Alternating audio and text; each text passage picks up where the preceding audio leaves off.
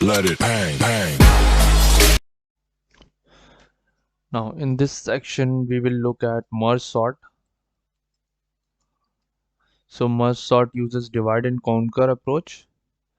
Our first step is to divide the list into sublists until we get a simplified list, and then the another step is to conquer step, and in this step we will conquer the list or merge the two sublists.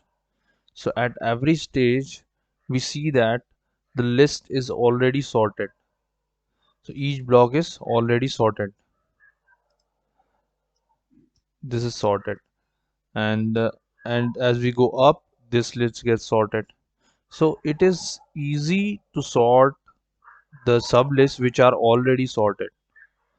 So if we talk about time complexity, so we can see that this height is here, this height is here is order of uh, this height is here of height log n. So this height is log n,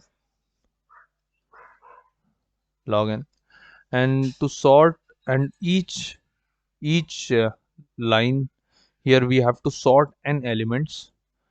Here we have 6, here we have 6, and here we have also 6 elements. So the time complexity will be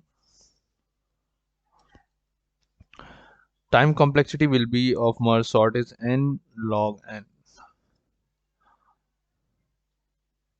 So merge sort has average time complexity, best time complexity, worst time complexity. Every time complexity it has of order of O of n log n. Now in the next step we will implement the merge sort. It is very similar to the quicksort implementation. So first we will implement the merge function. When we can merge the two sorted lists, then we will see the recursive function, how the dividing procedure is applied, and the same function is applied to this list. Let it bang, bang.